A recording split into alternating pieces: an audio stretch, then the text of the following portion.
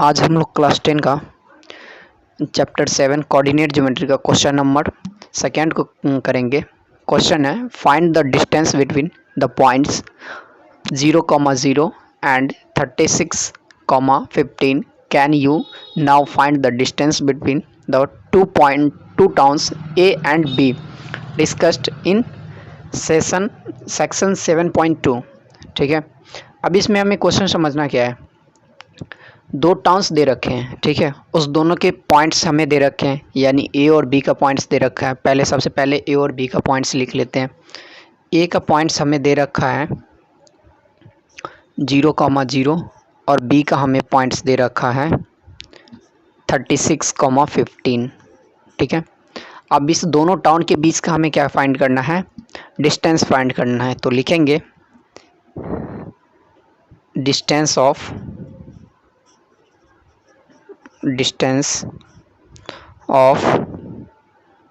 two towns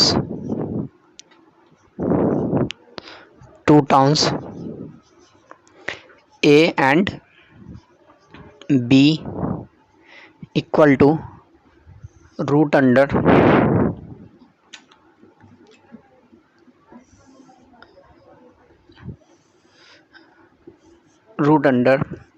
x2 minus x1 का whole square plus y2 minus y1 का whole square. ठीक है, अब इसमें हम क्या करेंगे, x1 x2 y1 y2 find कर लेते हैं। देन आफ्टर इसमें हम लोग क्या करेंगे, उसका सारा मान इसमें डालेंगे तो फिर मेरा क्या हो जाएगा, टाउन ए और बी का पॉइंट्स यानी डिस्टेंस हमें फाइंड होके आ जाएगा। ठीक है, तो सबसे पहले लिखते हैं x1 कितना है मेरे पास। ठीक है, x1 हमें दे रखा है,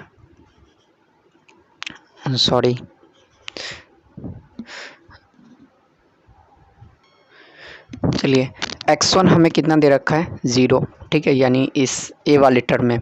और x2 हमें कितना दे रखा है 36 एग्जैक्ट। इसी तरीके से y1 हमें दे रखा है 0 और y2 हमें दे रखा है कितना 15। ठीक है, अब इसमें क्या करेंगे, बेसिकली x1 x2 और y1 y2 का वैल्यू इस फार्मूला के अंदर डालेंगे। ठीक है, यानी सेटअप करेंगे इसके अंदर, फिर यहाँ से आंसर फाइंड करेंगे, यानी डिस्टेंस फाइंड करेंगे। तो x2 मेरे पास कितना है 36 माइनस x1 मेरे पास 0 है तो इसका होल स्क्वायर प्लस y2 मेरे पास है 15 और माइनस में y1 है 0 तो इसका हम क्या करेंगे, होल स्क्वायर कर लेंगे। ठीक है, चलिए तो अब इसको हम सॉल्व करते हैं आगे। तो ये हो जाता है 30, यानी 36 में से 0 आउट होगा तो क्या हो जाएगा 36 का स्क्वायर प्लस 15 माइनस 0 तो इट मीन्स 15 का स्क्वायर। ठीक है, अब यहाँ पे होता है क्या, 36 का स्क्वायर कितना होता है 1296। ठीक है, और प्लस 15 का स्क्वायर होता है 225।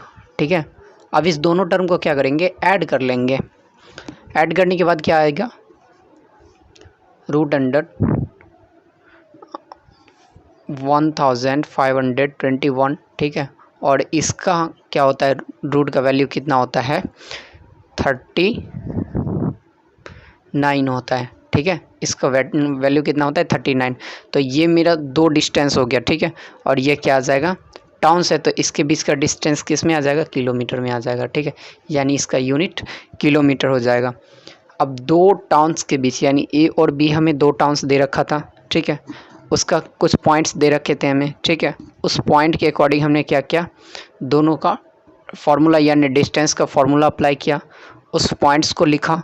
ठीक है, फिर उसमें क्या किया, उस फार्मूले के अंदर हमने उस पॉइंट्स को सेटअप किया और फिर वहाँ से कैलकुलेट करने के बाद हमने क्या किया, आंसर फाइंड किया। तो मेरा आंसर कितना आया 29 किलोमीटर। ठीक है, यहाँ पे ऐसे लिख भी सकते हैं 29 और यूनिट लिख देते तो और बेटर होता है। ठीक है।